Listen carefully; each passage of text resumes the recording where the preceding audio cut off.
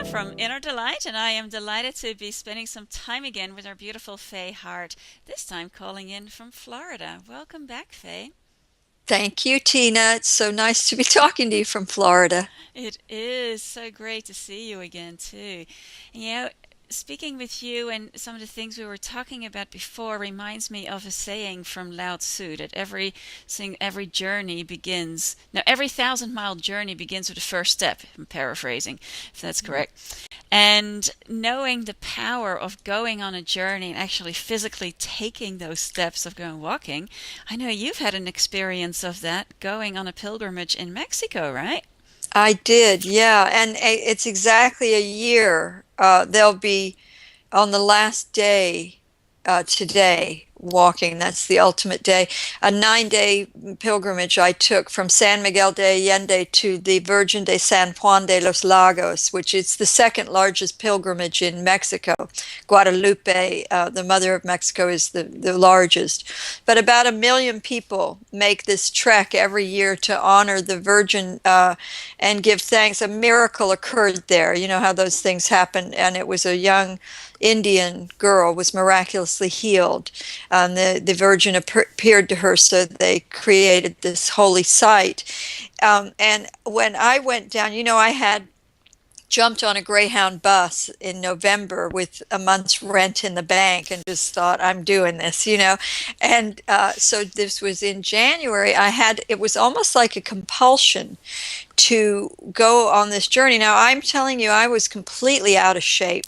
I had been, because I'd been working in Starbucks and I couldn't keep my hand out of the pastry case. So I was not in a good shape for walking, certainly. And I really didn't have any idea that I could do that. And really, what I figured is that I would probably hop on a bus after a few days and come back to San Miguel. I didn't imagine that I could do that. But it was something else was driving me. And when I look on it now, I kind of get it because I had started practicing. I started building up a little business in San Miguel, helping people process.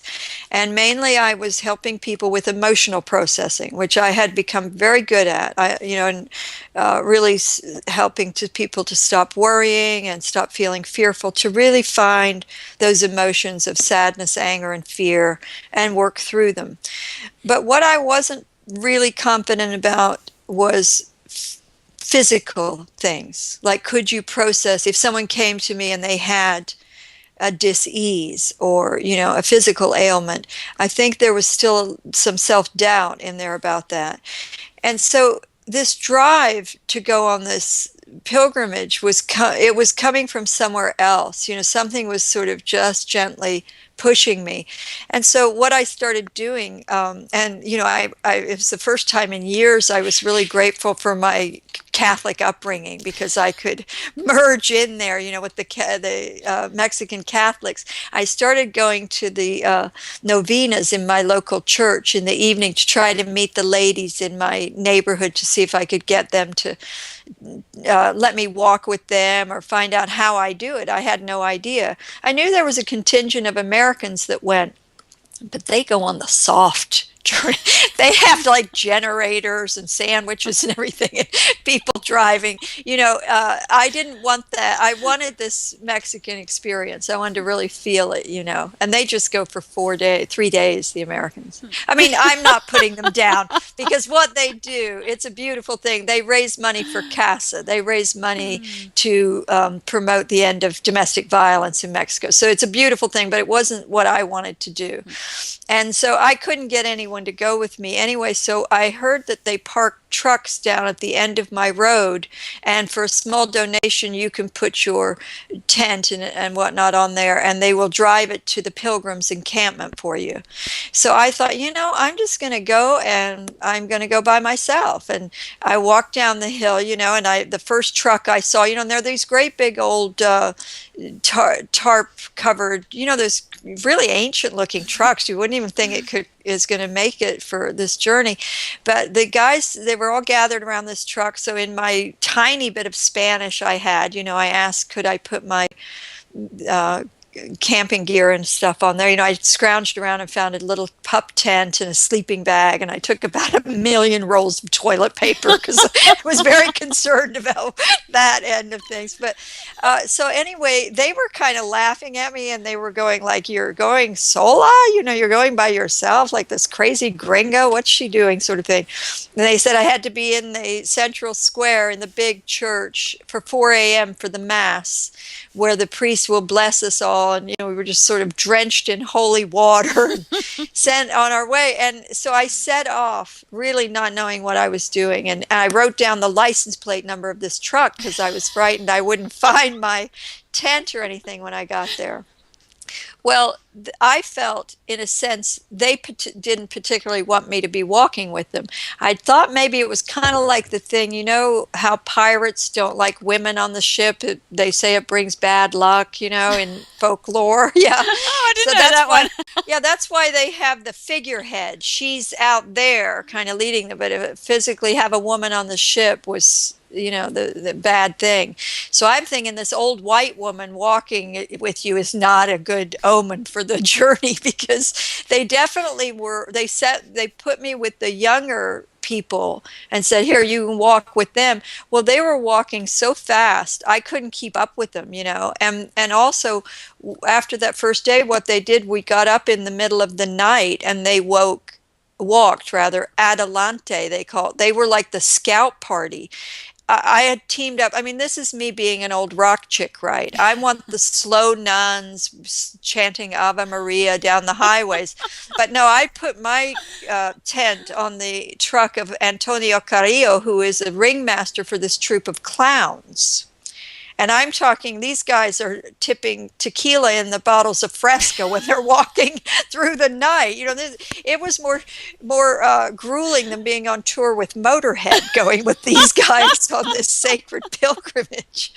But I went off, and at one point we were in the mountains around San Martin, and I was thinking I'm just going to keep my eye on that Fila backpack because I couldn't see anything else now, and I'm practically running.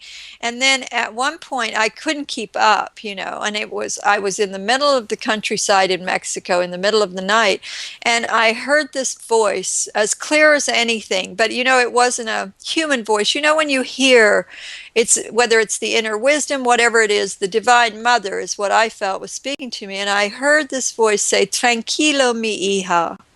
Are we not all pilgrims here?" And I just relaxed. I just dropped my shoulders, and then I took in my surroundings, and oh my gosh, it was so magnificent.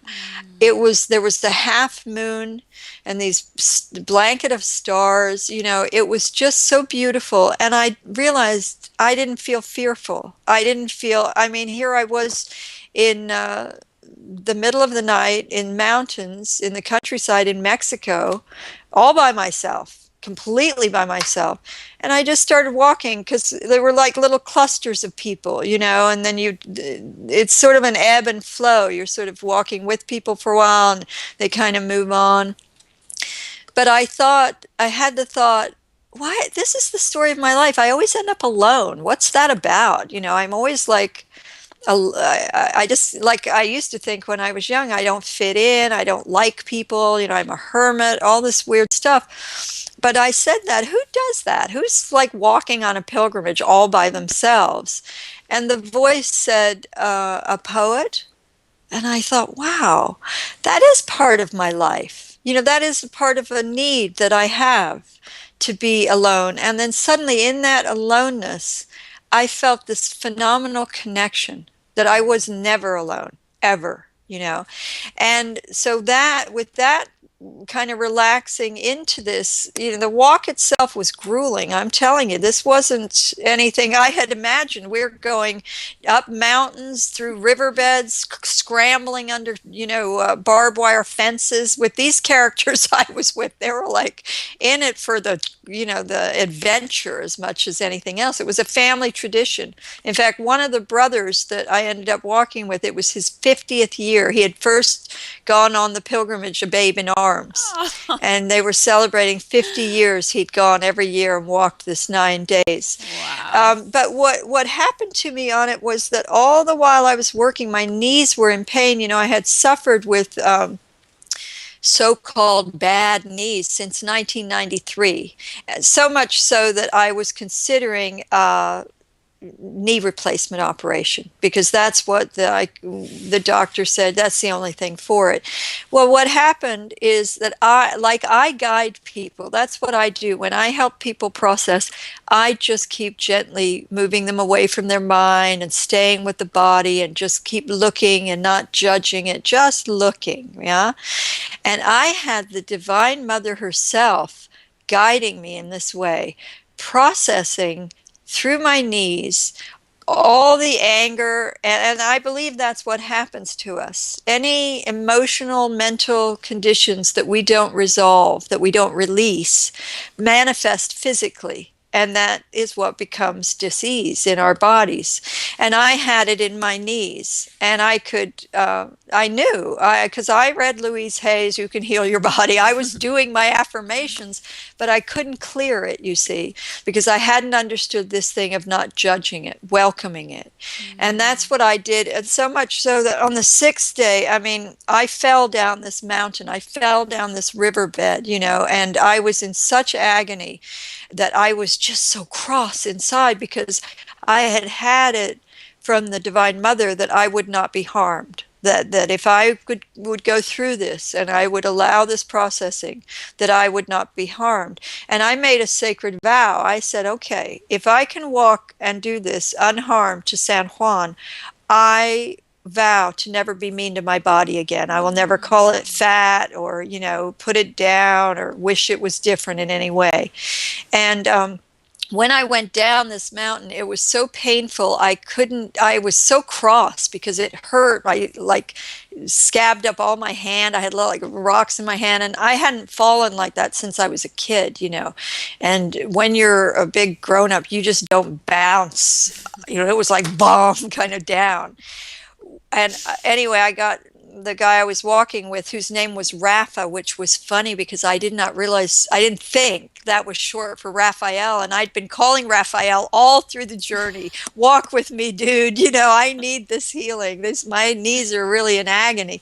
And so I sat on the rock. Rafa, you know, told me to calm down and just sit there. And inside, I was just shouting at God, you know, at the Divine Mother. I said, "This is, you promised I wouldn't be hurt," kind of thing.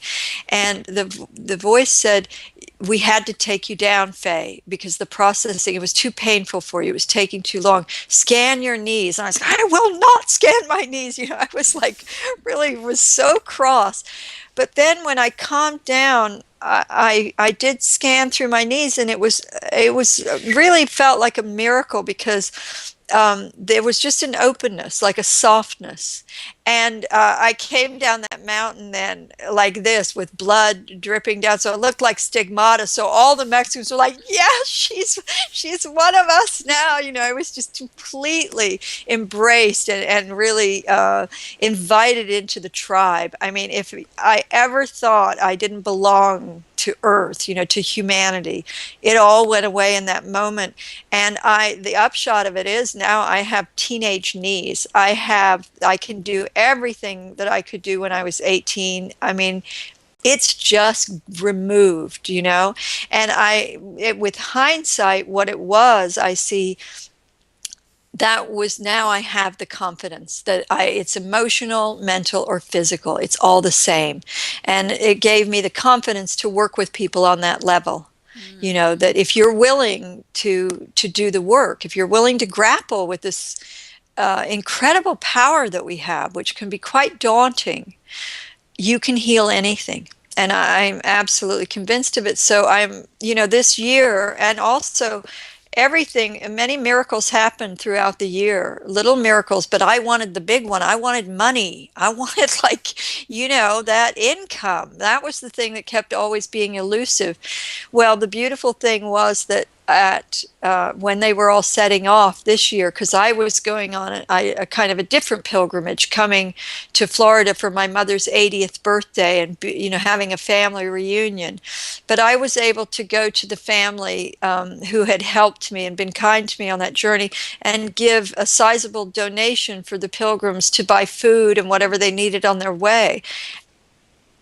Was just that was mind blowing to me, that I realized. We lost you there, Faye. Oh, I'm sorry. Am I here now? Yeah, we got the part where you gave the donation. Yeah, and I was just saying that in handing that to them, it was, I mean, I just started crying, because what I realized that I learned in that moment, it wasn't about my giving it, it was the grace they had in receiving it, and Mm, how they took it so gently and blessed me and said that they were going to speak to the Virgin on my behalf. And mm. also they were beautiful, because they said that later in the year, if I wanted, they would drive me to San Juan to say thank you. Hmm. Yeah, it was and it was a beautiful thing too, because I think it kind of healed my. I was always a really angry young Catholic girl, like that darn church. They did me wrong. Well, who do they think they? I had got. It didn't serve me when I was young. It felt really mean, and I took it all kind of literally. And so it made me feel welcome. I can go in any church or anywhere I want now. Mm. Yeah, Beautiful. amazing. And the teenage knees, and two brand new, beautiful, smooth as you like, big toenails, because I got such incredible blisters, and my two big toenails like died and fell off. And at first I started crying, thinking, oh, my feet aren't going to be pretty anymore. And then I thought, now wait a minute, get a hold of that thought. And so I just massaged oil into my feet, and it's taken a whole year. And I said, I love my feet, and thank you for carrying me all that way. And I have these teenage toenails. Rejuvenation. Yeah, I see that that's what we're doing constantly, just regenerating our bodies if we allow it. Mm. Beautiful. So when are you going again? Well, we'll have to see. I got out of it this year because I had to come to Florida. I wonder if I could do it again, kind of knowing. Because I think that you'd have to have a darn good reason. You'd have to have like that was a compulsion. That was something that was just pushing me to actually consciously say, "Oh, I'm going to walk for 9 days next year." I'd be like, you know. So I don't know. But we'll see. But I probably never need to go again. You know what I mean? It just the way I feel about my body now. Oh my gosh, I just had no idea. I get what the body is for and what it can do. To walk for 9 days, up, down, climbing under things, running through a field because we suddenly realized there was a bull in there. It wasn't like you're kind of, like I said, I had good training for it being on tour with rock bands all those years previously. Oh, awesome. Well, there are walks like Santiago de Compostela where people go for 30 days or longer. So, I if know, but they've got little bunk houses and stuff. You don't have to you stand on a windy mountain in the middle of the night pitching your tent. They're softies. No, but no, but I think that would be a beautiful thing. You could take time and just walk through the Pyrenees. Does it go through? as well, yeah. Yeah. Yeah, awesome. Well, yeah, I think that for people, if they haven't had this experience, what you're mentioning there is so powerful, especially for these times that many people, especially those who've been on a spiritual journey for a while, have done a lot of clearing on the mental level, the emotional level, the spiritual level, yet the physical level, like the body, actually utilizing the body, which you experience through walking, is so powerful to really fully embody. It's like taking up residence in this body while you're here completely, huh? Hmm. Yeah, and Mm. you don't have to go on a grueling pilgrimage to get it either. I think I did because that's the kind of girl I am. But I don't think you don't have to do that because what has happened in the year after the pilgrimage, I have a new relationship with my body. I've learned, you always say like, oh, you should love your body, but that word love is so puny. It doesn't touch. It's more, I don't know, it's a bigger word. We don't even have the word for it. And it's really about not judging it. And so I'm just always now in the habit, I'm in touch with my body. For example, when I eat, I love to eat cake, especially in Mexico. I love the pan de dulces, right? And I just inwardly, and almost like a habit, an almost an unconscious thing, I say to my body, will you receive it? Very gently, and the body always says, "Yeah, okay, bring it on down, Faye. We can deal with it." No, but it does. It was the consciousness, and there was only one time where I really ate a lot of cakes, and I saw it was kind of a link. I'd been talking a lot about my father's death. I met a woman whose mother had just died, so it brought me back to that. And on the way home after leaving her, almost unconsciously, I bought extra cakes at the bakery and I ate one on the bus. I ate one when I was waiting for the kettle to boil for my tea. I was just eating these cakes unconsciously. And the next morning I woke up, I felt like I had a hangover, a kind Mm. of sugar and white flour hangover or something. And I went for a walk, took the dogs for a walk, and then I thought, I'm going to get another cake because they always get them fresh in there on Monday.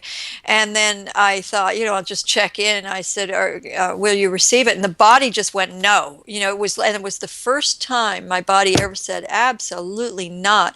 And I couldn't override it. I thought, well, I'm going to anyway. I deserve this.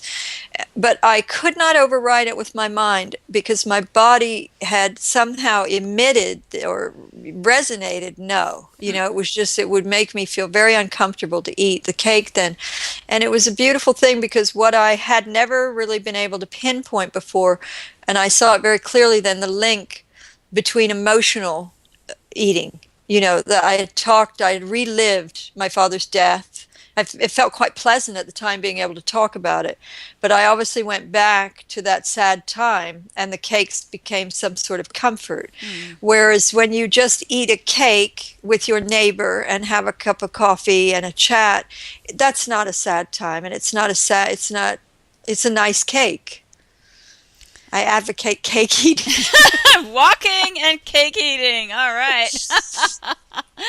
Oh, well, thanks for sharing your story and the experience. And for people to connect with you, where can they find you? Yeah, followfay.com. F-A-Y, follow fay.com, or Fay, Fay is my page on Facebook where I love connecting with people there. I adore Facebook and Twitter now, which is really, I never would have thought I'd hear myself saying that. Awesome. Well, that makes my heart sing. I love hearing stories like this. So thank you, Faye. And until the next time, many joyful blessings. I know we have a lot more to cover. Thanks, Tina. Thanks for letting me share that. That's a really important story for me, and to be able to say it out loud really confirms that it wasn't just a acid trip or something. I really did do that. You're so welcome. Until the next time. Mwah.